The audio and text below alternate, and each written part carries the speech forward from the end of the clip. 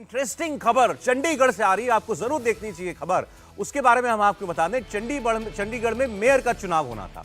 Simple सी बात है, कोई बहुत बड़ी बात नहीं थी, लेकिन इस चुनाव में भी इंडिया गठबंधन का इम्तिहान था, क्योंकि आम आदमी पार्टी और कांग्रेस पार्टी ने इसमें गठबंधन कर लिया था।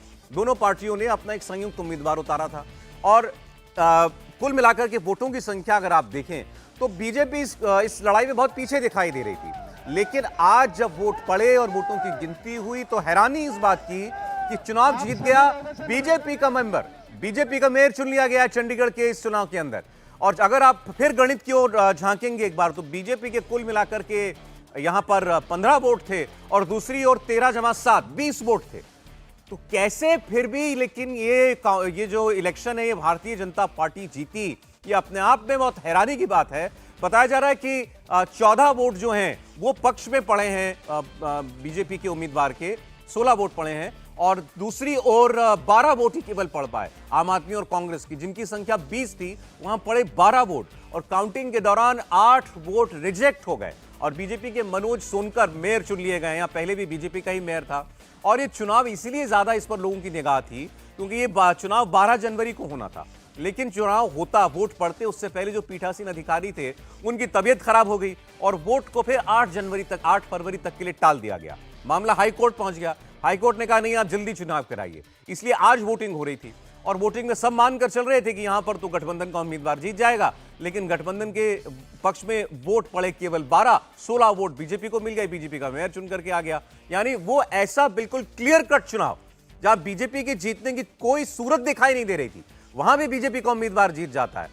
कमाल की बात है। अब ये तो वोट रिजेक्ट क्यों है तब पता चलेगा, लेकिन अद्भुत है। राहुल जी, देखिए, इसमें देखने वाली बात होगी। पहले भी जब चुनाव हो रहा था तब भी ये बात सामने आई थी कि कुछ जो पार्षद हैं वो पाला पलट रहे हैं और तभी ये हंगामा उस वक्त हुआ था जब पिछली बार ये जो वोटिंग होनी थी। और पूरा हंगामा होने के बाद जो है इसको ये तय किया गया था कि जो है इसको आगे जनवरी में 30 तारीख को 31 तारीख को किया जाएगा। लेकिन फिर हाई कोर्ट में अपील की गई तो ये उससे बाद हुआ था 6 फरवरी को किया जाएगा। 6 फरवरी को किया जाएगा। फिर अपील हुई तो फिर हाई कोर्ट में फिर ये हुआ कि नहीं, इसको आज किया जाएगा। तो ये देखने वाली बात होगी कि क्या जानबूझ के किसी जो कुछ पार्षद हैं जो पाला पलटना चाहते थे उन्होंने अपना वोट रिजेक्ट कराया है कि नहीं करवाया है, उन्होंने किसी तरह से गलत तरीके से भरा है कि नहीं।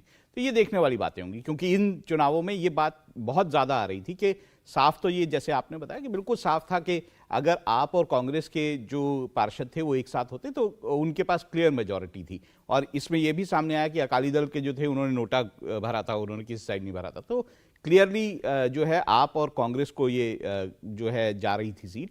लेकिन क्योंकि पार्षदों ने पाला पलटने की बात पहले भी आई थी तो क्या उन्होंने ऐसा किया और जानबूझ के अपना रिजेक्ट करवाया, ये देखने वाली बात होगी। हर्षवर्धन जी क्या कहेंगे?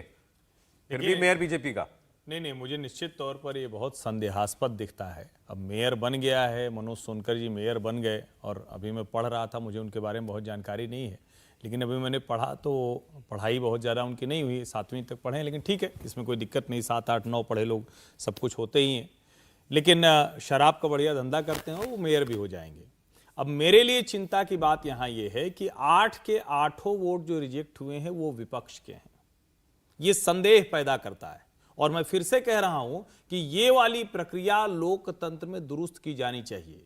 स्याही इधर से उधर चले जाना, मार्किंग गलत हो जाना, और जो राहुल जी कह रहे हैं निश्चित तौर पर 2 ही चीजें हो सकती हैं, या तो रद्द करा दिया गया तब वो देखा जाना चाहिए, या वो जो भाई साहब वोट दे रहे थे उनको लगा कि इससे अच्छा तरीका नहीं हुआ तो क्या कुछ और उनको मिल गया था, कुछ और उनकी साठगांठ हो गई थी, कुछ डीलिंग हो गई थी। क्योंकि 12-8-20 सीधे सीधे मत कांग्रेस और आपके होते, भारतीय जनता पार्टी के पास 15+1 किरण खेर 16 मत होते, तो उनको तो 16 पूरे के पूरे मिल गए, उधर वाले 20 में से 8 चले गए। इसका सीधा सा मतलब हुआ कि कहीं न कहीं, जिसको हम कहते हैं बार बार, अब वो हॉर्स ट्रेडिंग हुई, किसी ने कुछ गड़बड़ कर दी। लेकिन संदेह है और बड़ा संदेह है, ये लोकतंत्र में बहुत अच्छा नहीं दिखता है, अच्छी बात नहीं। अब ये तो पता चलेगा बाद में कि ये रिजेक्ट क्यों हुए 8 वोट, और ये बात सही है विपक्ष के ही हुए 8 वोट जो है वो रिजेक्ट। अब आम आदमी पार्टी इस नतीजे को लेकर के हाईकोर्ट में चुनौती देने वाली है, ये भी खबर हमको मिल गई है।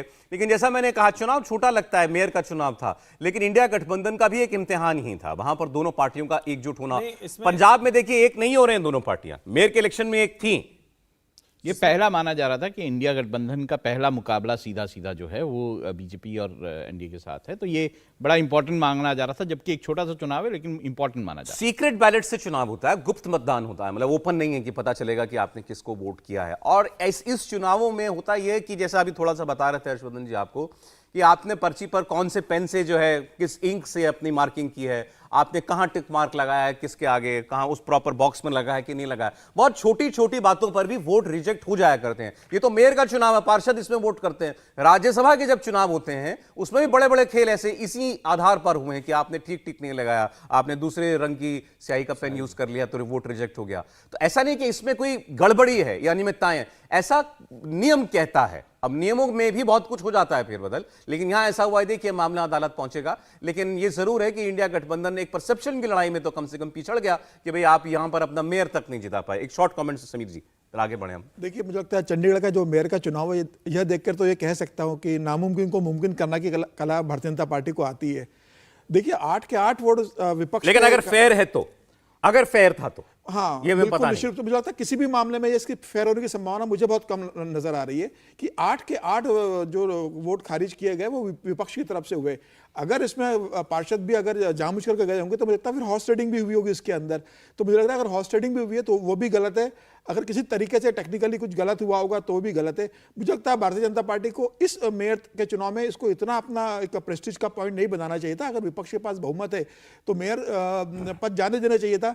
इस तरह की घटनाओं से जब आप ईमानदारी से कोई चुनाव जीतते हैं तो वह भी संदेह के घेरे में आता है और विपक्ष को और विरोधी दलों को कहने का मौका मिलता है कि भारतीय जनता पार्टी साम दाम दंड भेद का इस्तेमाल करती है चुनाव जीतने के लिए।